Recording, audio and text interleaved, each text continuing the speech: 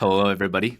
Welcome back to the podcast. Today, I'm excited to welcome my good friend, recently PhD graduate from Harvard's Department of Government, Harry Oppenheimer. Welcome. Great to be here. Thanks for having me. Obviously, for our audience, your last name being quite popular, there's no direct relation, I believe, to the famed Oppenheimer, I believe, right? No, sorry to disappoint people. All right. Well, people will find out pretty fast if they're listening to this in the first 20 seconds. So they'll know we're not gonna go into any direct takes, since it's a very popular movie right now. Yeah, no family secrets. All right. All right. Well, for our audience, Harry recently graduated from Harvard Department of Government, PhD, and is currently a postdoc fellow at the University of California Institute for Global Cooperation and Conflicts, and is currently doing a fellowship in DC, sponsored by the Center for Global Security Research at the Livermore National Lab and National Security and International Studies Office of Los Alamos National Laboratory. That's a mouthful. But Correct. you're also going to leave soon to start as an assistant professor at Georgia Tech School of Public Policy. Congratulations. Thank you. Yeah, I'm really excited for it. So, for our audience, your specific focus and of relevance in today's society is your specific focus on international conflicts and its impact on the internet. Is that the Yep. focus? Yeah, that's currently my focus. Yep. How does war affect the internet and not necessarily just the other way around as well? Yeah, so working on some exciting projects right now. Most excited about some work I'm doing on the effects of the Russia-Ukraine war on the Ukrainian internet. And so a lot of my research really draws kind of on data and approaches more out of like the network measurement, computer science, literature. And so that paper looks at basically how Russian occupation of Ukrainian territory results in sort of Russia engineering changes in the Ukrainian internet to start moving data, making basically these areas less reliant on Kyiv for data transit, more reliant on Moscow. And you can actually sort of observe these changes in real time to kind of look at how the structure of data flows become re-engineered through basically occupation. So, Yeah. and that's happening right now. So, as a result of the current war effort and occupation, Mm-hmm. or where Russian troops are, there is resulting in a digital, essentially, transformation of Mm-hmm. Ukraine's internet. So that how does that really impact the day to day of the people, though? How does the transfer of the data through Russia itself, like how does that impact the people who are living in, the parts of Ukraine that are controlled by the current Ukrainian government? Yeah, so we know, if you're living in areas that's controlled by Ukraine, and you don't have data going to Russia, that's a good thing, right? So like if all your data was moving through Russia, it'd be a lot easier for Russia to censor it, which we know they do.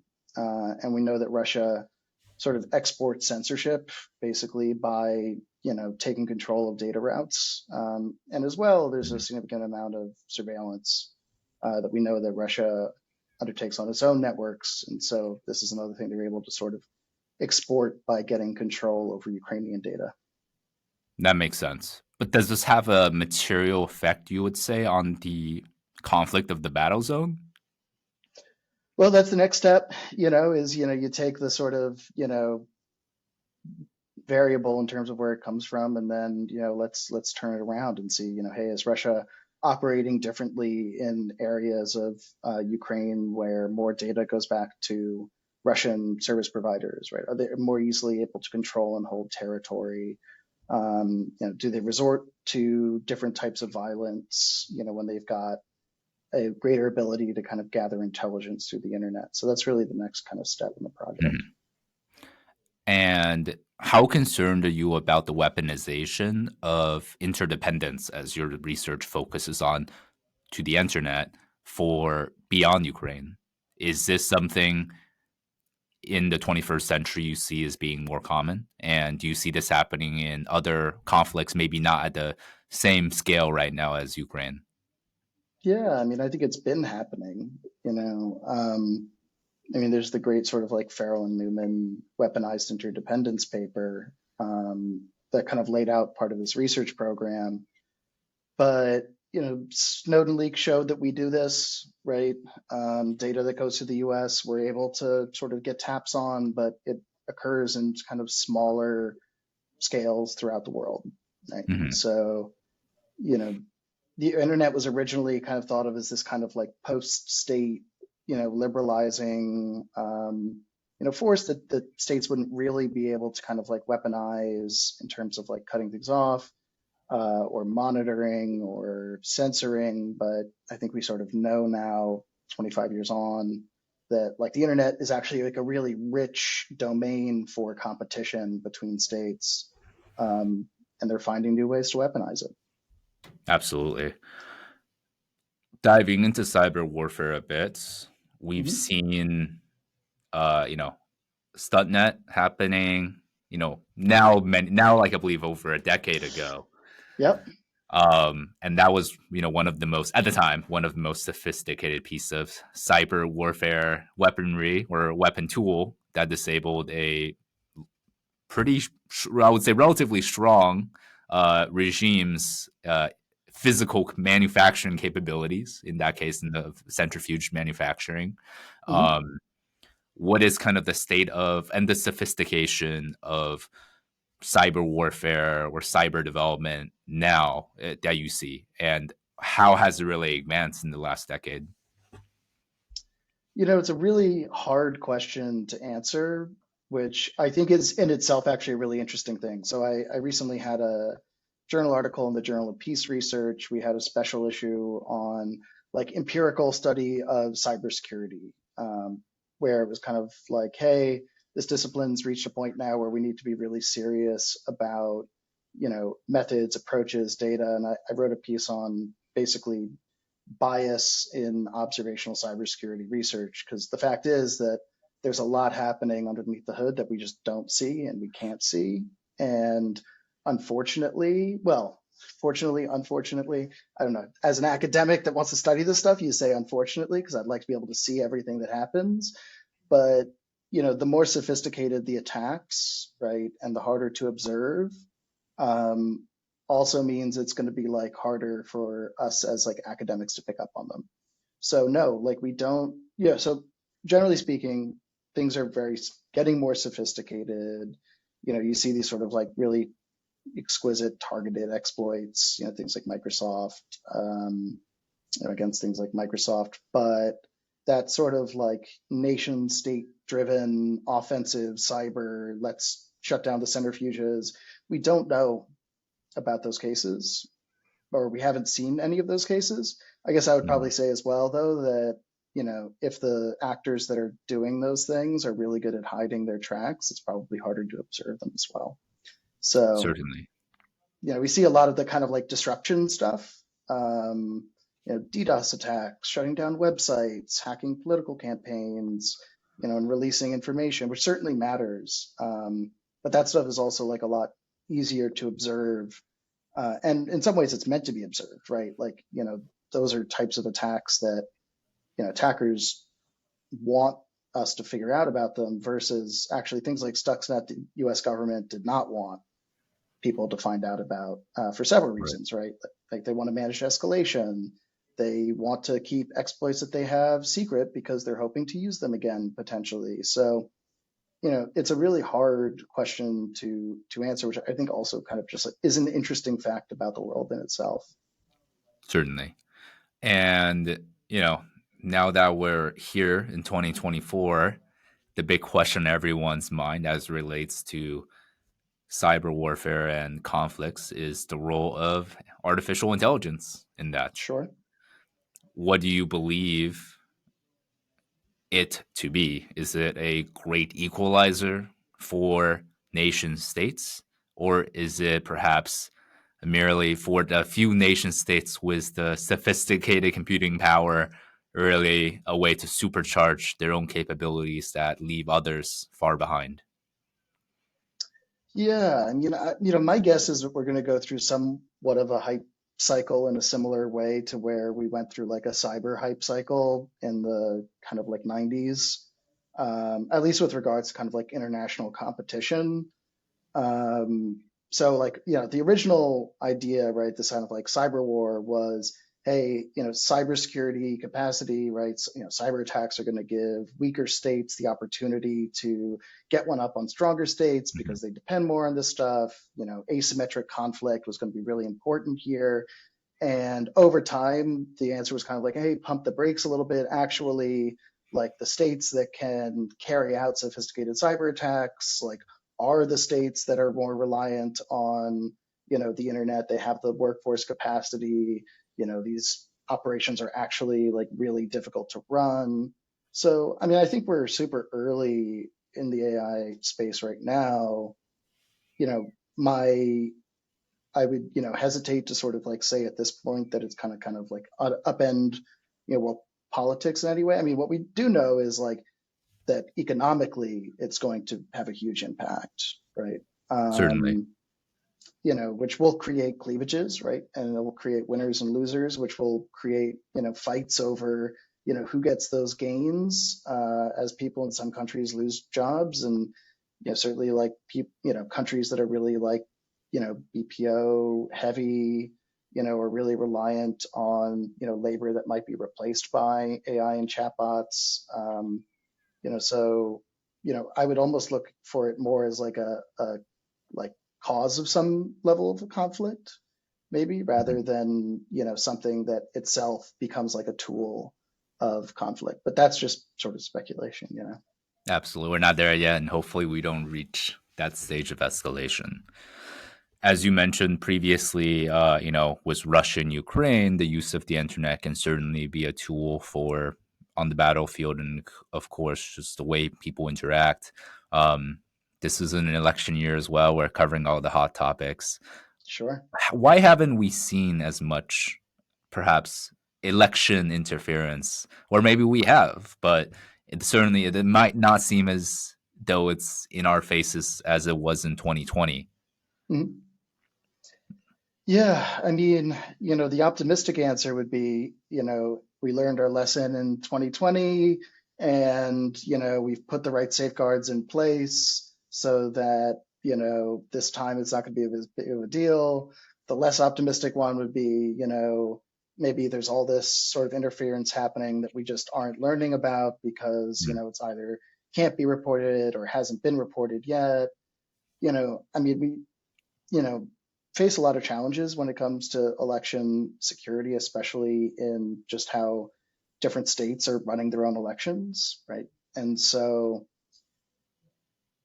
the sort of like federal guidelines, on cybersecurity and elections, can be, should be stronger, especially on cybersecurity.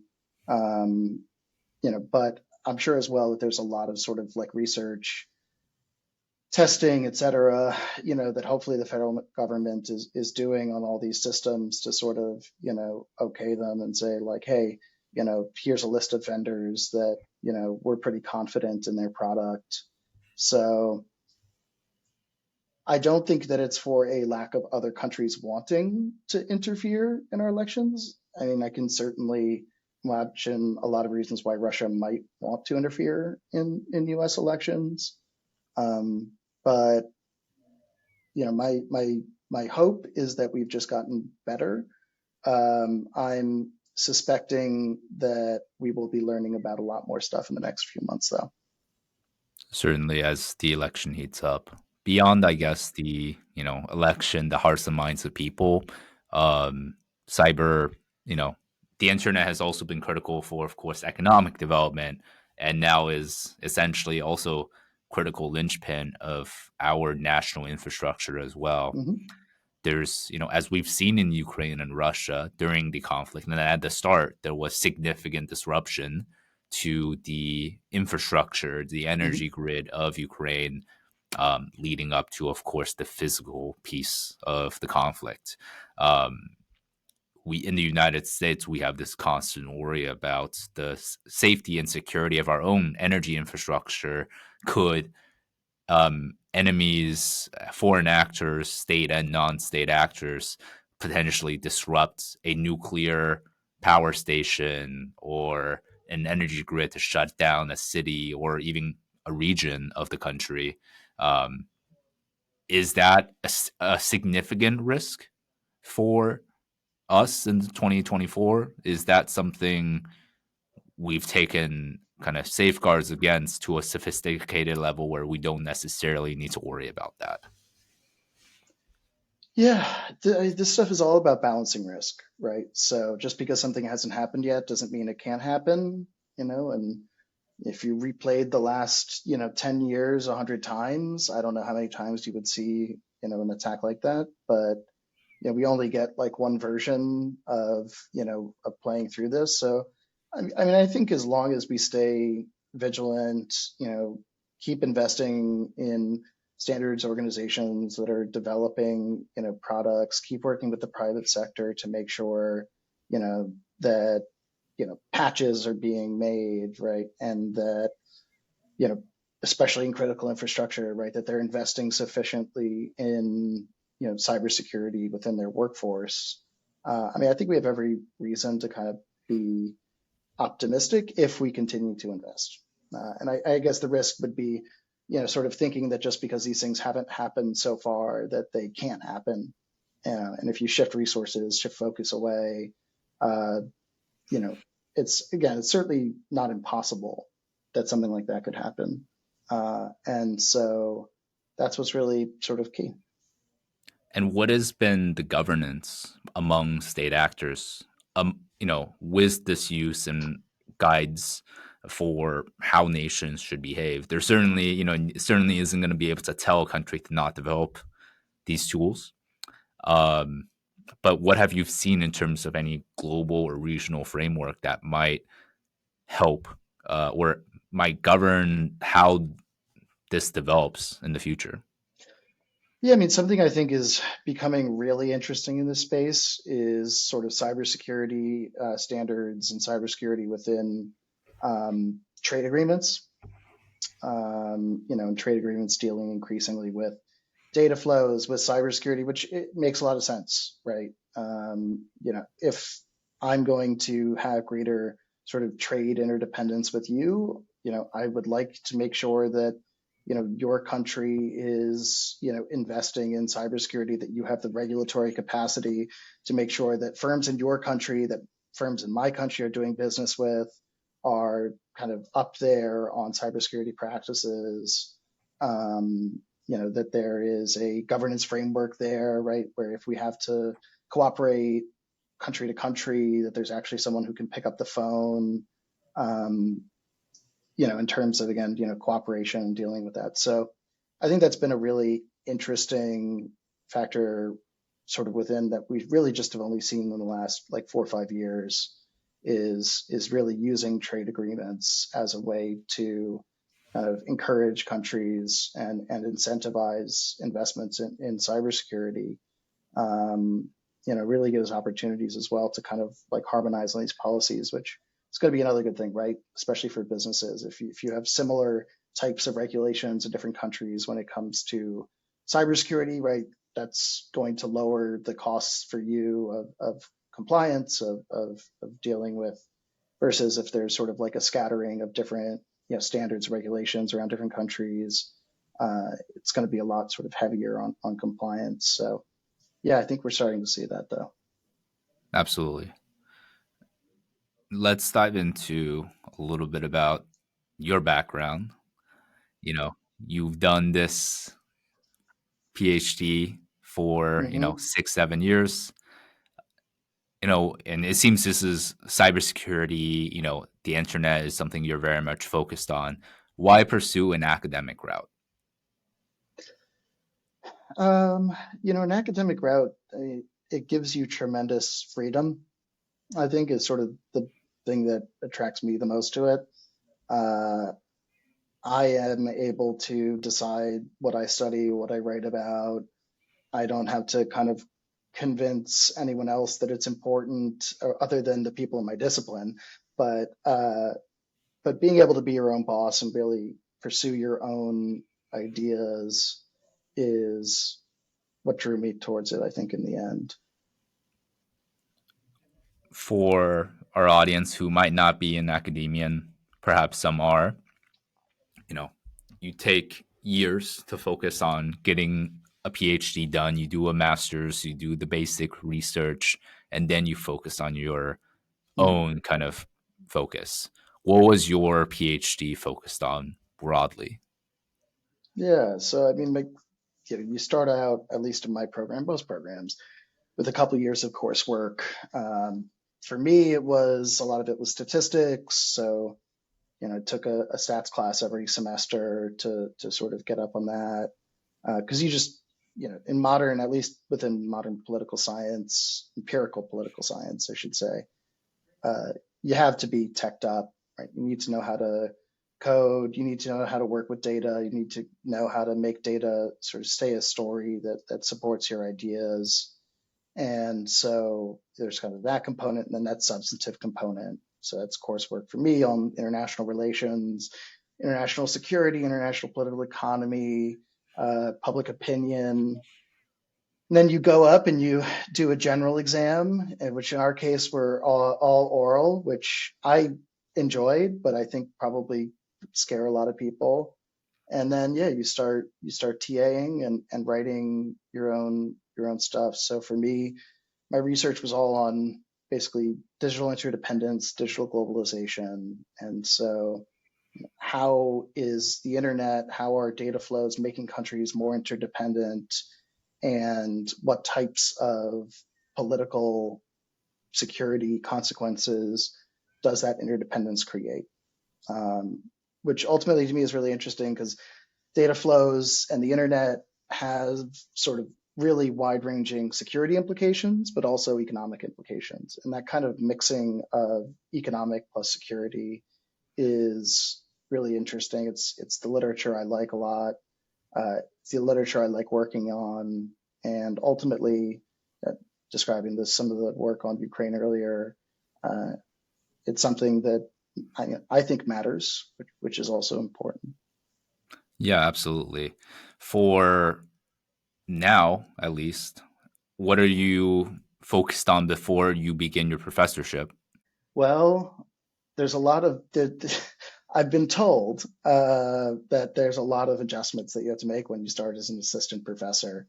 I mean, I've taught before. I've taught my own syllabus, which was a really great experience that graduate students in my department can apply to do, which I got to do twice. So the teaching component, I'm sort of hoping I'm pretty prepared for. Mhm. Uh, what you start doing though is having to do service as well. So that's department service, that's serving on committees and advising graduate students and sitting on dissertation committees and things like that. So we're going to see what that transformation is really like. I, you know, I'm sure that there will be hiccups along the way, but if you want to sort of do this career, that's what's involved. Absolutely. And, you know, it seems like it's academia is still a popular route for a lot of people to do. But within at least the American public, there's been great skepticism about the value of academia and this Mhm. concept of an ivory tower versus what the common individual, common man is contributing to society, perhaps. Do you believe there is an oversaturation of the number of people pursuing PhDs and kind of this level of academic discipline and studies versus perhaps a few decades before?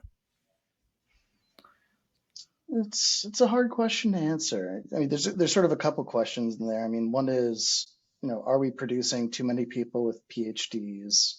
And the other is kind of like, have we become too much of an ivory tower?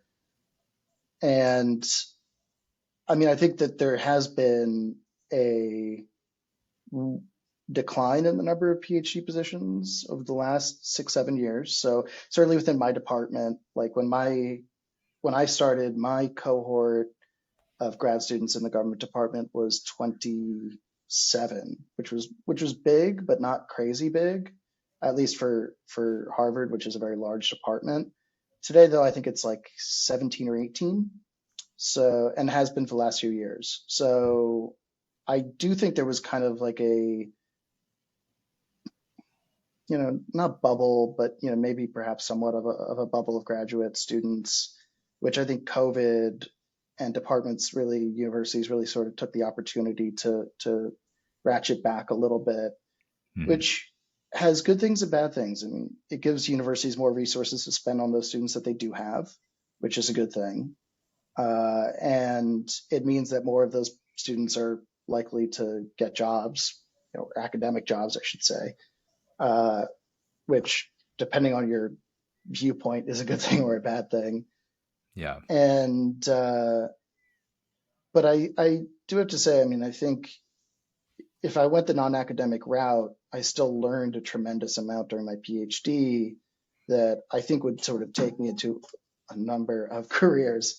Uh, Especially since for me, dealing with the applied statistics work, doing work on the internet, on cybersecurity, there's applications for that. Now, the second question you asked is sort of about the more kind of ivory tower aspect. I think in academia, we have to do a lot of a better job to kind of explain what it is that we're doing and why it matters. And I think that often there's sort of a perspective that we shouldn't have to do that because, of the qualifications or because, we're teaching, we're in this kind of privileged position. But I think that probably just makes it more important that we really describe exactly what it is we're doing. And I mean, I'm doing some research right now, some other folks very excited about, uh, with actually some computer scientists as co-authors. And part of the way that we kind of pitched the paper was, hey, like we're going to have an academic version and we're going to have like a wide audience version. And this wide audience version is really going to, use language as kind of like straightforward as possible to say like, hey, in this case, like here's what internet filtering is. Here's why it matters to you, no matter who you are. And like here's what we've done to sort of deepen our understanding of it. And I think the more that we can do to again really explain like what the social benefit of our work is, the better off that we're going to be. And I think there is an opportunity to just directly engage, which hopefully will sort of say why this stuff matters. Absolutely. I mean, going into it now, as you mentioned, it's interesting to see the impacts that you do make in in an academic setting. There's always this also constant need for research and to publish, and that's Mm-hmm. one of the things that is a part of being in academia, where you need to publish. That's kind of like the key marker of success. Do you think that's healthy? Is that the key? Like, should that be the key factor for professors, for PhD folks to really determine their impact or societal contribution?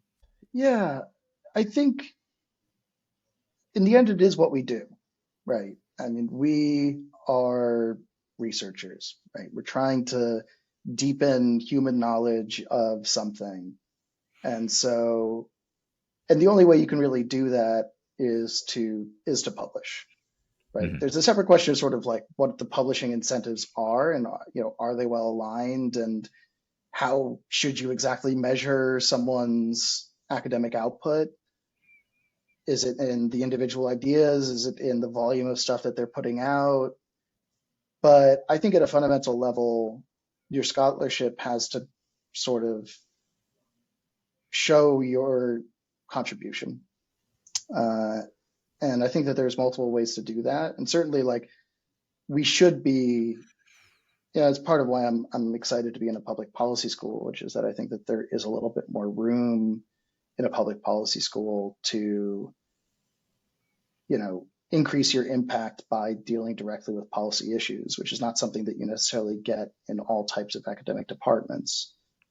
So I think that there is an increase in kind of like value placed on that work, Mhm. but more in certain parts of the discipline than others. But I'm okay with being judged on scholarship. That's definitely good to know. And I'm sure your credentials is all fine. And there was this interesting controversy a few months back that happened in here in Boston, Mhm. more so at the MIT campus. But now with the role of AI and it, AI's role in research, do you think that makes it easier? Does that make it more difficult to maintain sort of an academic integrity that is especially for people who are doing their PhDs? You have to do the proper citations, you have to properly attribute more so than a master's student such as myself and others, where it's less as I would say less as big part of our education piece, but for yourself for research, that's the biggest. Um, how has that research been impacted by kind of now AI's impact on just helping make things easier to distill information, synthesize information? Well, I think it's huge. Um, so, I mean, the first thing I'll say is, I mean, part of the way that academia stays accountable is by being transparent. And so my dissertation is still embargoed so that I can publish pieces out of it. But, eventually it'll be there for anyone to download, and I'll stick by every word in it, because I'm confident that I, wrote every word of it. And so, you know, that's enough. That's enough accountability for me. I would say some tools have been amazing. So I can give you examples, but Research Rabbit is fantastic. If you have an academic literature that you aren't as familiar with, you go in there, you plug in some papers, and it starts building out a big network analysis of different papers and themes and topics. And boy, does that make it a lot easier, especially when I'm writing things that are pretty interdisciplinary, right? I'm citing computer science articles, Usenix papers, ACM papers. I am not going to know how to find those, right? The same way as like if someone well, so this paper that I wrote, these computer scientists, where we had to really go into the literature on sanctions to explain why you were finding this sort of interesting technical feature. Like I wouldn't expect them to know where to go to find like the literature on sanctions. So some of those tools have been really incredible. Illicit was another good one. ELICIT, not illegal, illicit. Um, and so these tools have, at least for me, really helped make certain types of research possible that just wasn't before. Now, on the sort of like, more AI, ChatGPT, chatbot style, um, there are certain things I think it's like really good and really useful for. I'm really comfortable coding in R. I'm less comfortable coding in Python. Um, I can code in Python, but boy, like being able to, give an R function to ChatGPT and say, "Can you help me do this in Python?"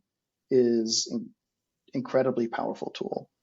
Mhm. Or, and then you get to the sort of philosophical question, right? Of how different is that from going on to Stack Exchange, and taking someone's like answer that they wrote up, a couple of years ago to a error that you're finding in your code and putting that into your code.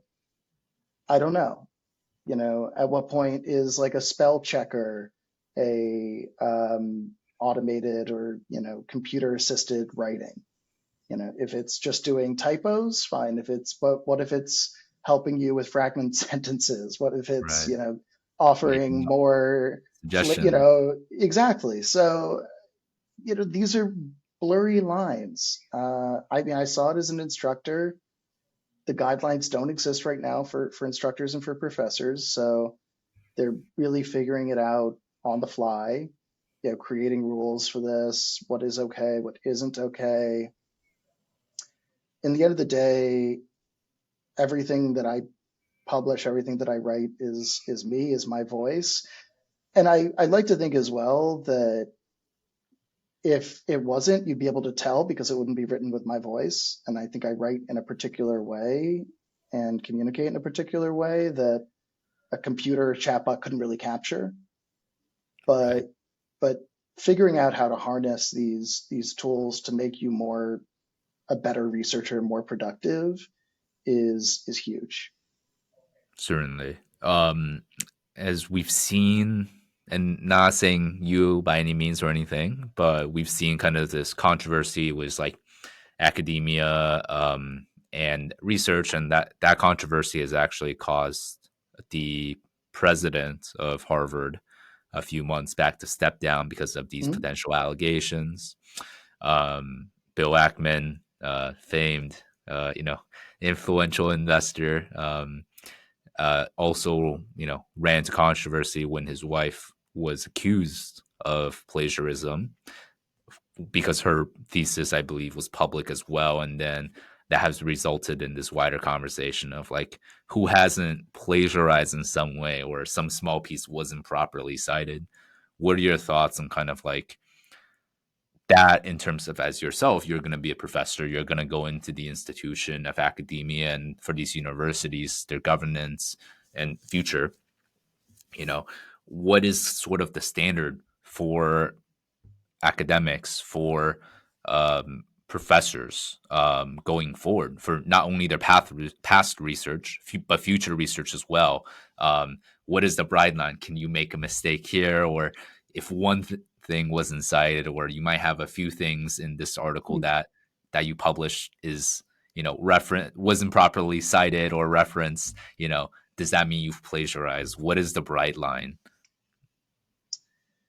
Yeah, I mean, well, I guess you have two questions there, right? Like one is sort Yeah. of like what is the standard, and the other is, kind of at what point are you going past it? So, or, how do you evaluate things?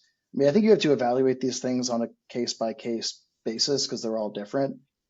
Um, I mean, in the end of the day, again, like I'm comfortable putting my stuff out there and saying, even if you found a paragraph in something else that looks similar, that that's a coincidence, because I wrote what's in there. And so on one level, you have to sort of just be confident in your own research, your own writing to say, hey, I did this the right way. And so, you know, you know, scrutinize all you'd like.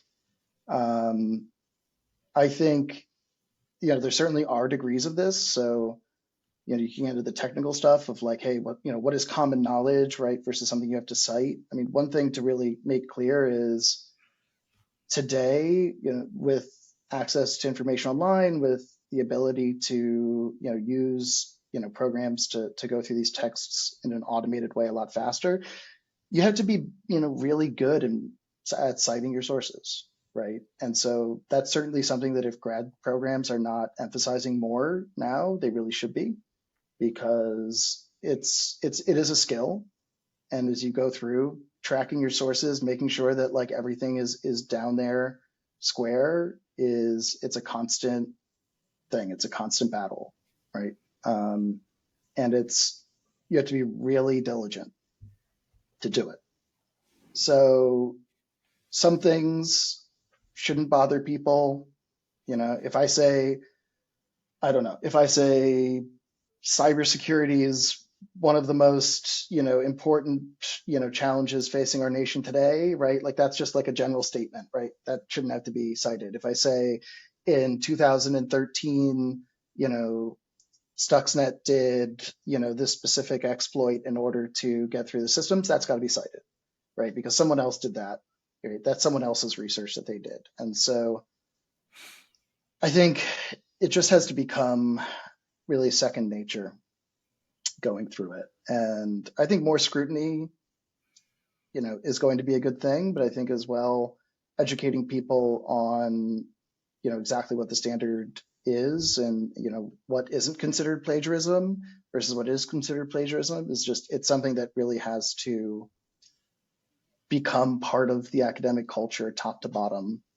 um, and so yeah, I guess that's how I sort of feel about it. Yeah, absolutely. Well, we're kind of reaching the end here. For our last segment, I wanted to talk with you specifically about, you know, your path to where you are now. You went to NYU for undergrad. Yep. Uh, Go was Violet. myself briefly intersected. But you chose pretty early on to kind of go into, you knew you wanted to do a PhD, Hmm. and you picked it here at Harvard.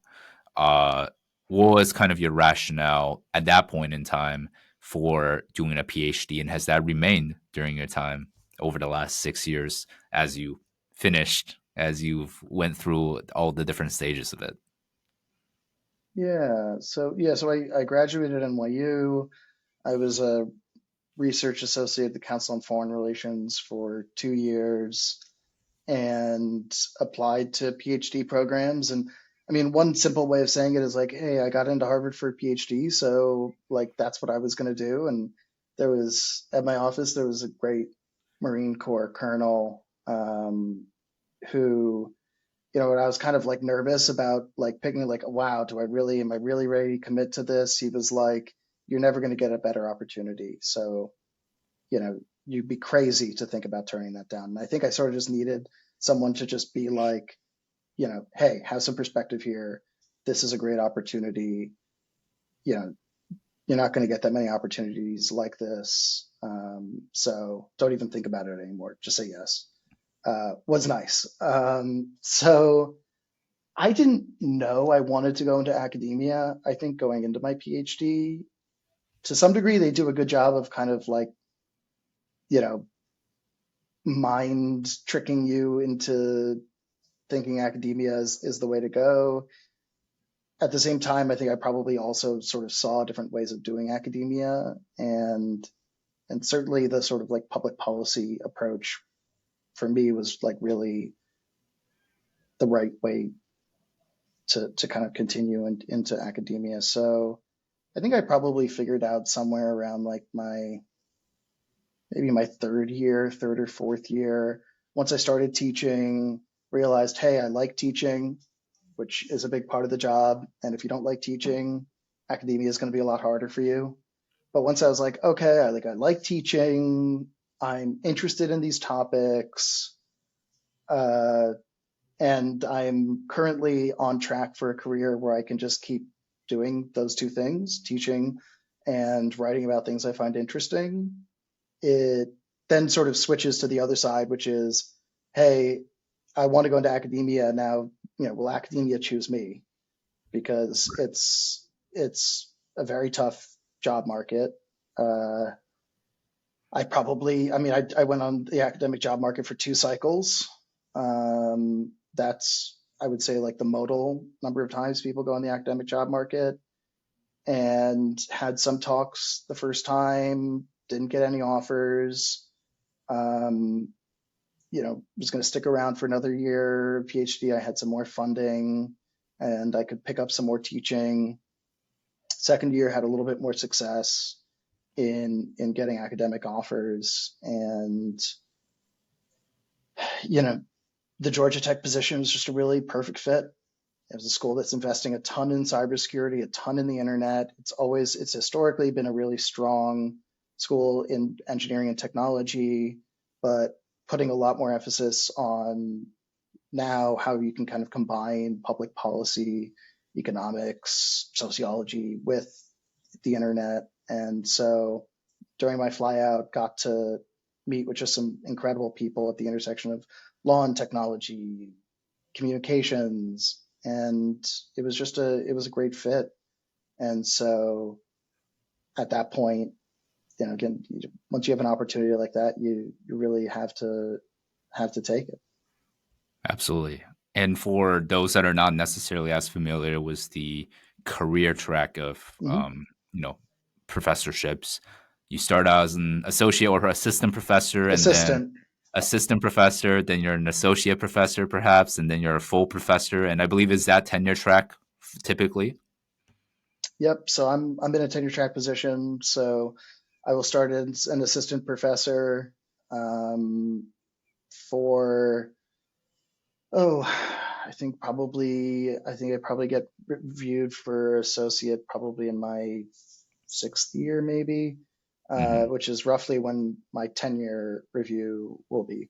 So at Right. that point, you publish as much as you can, and then the school, you write out a list of people and you say, hey, I think these people can evaluate my academic record, and the school requests letters from them, tenure letters, and you hope that those letters come back and say, yes, this person has made the impact on the discipline. They've improved our knowledge of something, and then it goes to review within your department, then within your school, within there could be all sorts of different levels depending on where, but then they decide on your tenure, and so that's an up or out thing. If you don't get tenure, you got to go to a different school. Um, if you do, you can stay there for the rest of your career. And so definitely those first 6 years are really intense for that reason. But as well, you know, I think it's sort of wrong to think of tenure as something where it's like a reward that allows you to kind of like just relax forever. I think in some ways it just gives a bit more stability in what you're doing to say, hey, like, okay, like this is where I'm going to be now, um, which is something that, again, in academia, we don't really get, right? Because when you're applying for jobs and you're looking for jobs, you could end up anywhere, depending on where those jobs are. So that's really the goal I think that most academics have is to finally have that kind of stability. Certainly. And I guess for the audience who aren't as familiar with the PhD process and teaching, what's the percentage you would say of professors on tenure track actually achieve tenure? Oh, that's a good question. Actually, I have no idea. You know, my guess is so no school, here's another thing to say. No schools, every school that hires you is hiring you with the intention of tenuring you, right? It's a tenure track position. A school wouldn't hire you if they didn't want you to get tenure, and they've got to invest a lot in you. And the schools really do, they invest a ton in assistant professors to get them to that point. So I would say every school would like to tenure at least 100%, right? And so, but how many people they actually tenure school to school, it's going to vary a lot. Um, I would, and there's certainly like attrition out of academia as well. So hard question to answer. Let's hope in my case it's 100%. Yeah, absolutely. Well, Harry, thank you very much for sharing your insights on this intersection of cybersecurity, the economy, politics, and as well as sharing a little bit about your experience achieving your PhD and your future role as a professor. Thank you very much, William. Nice to chat.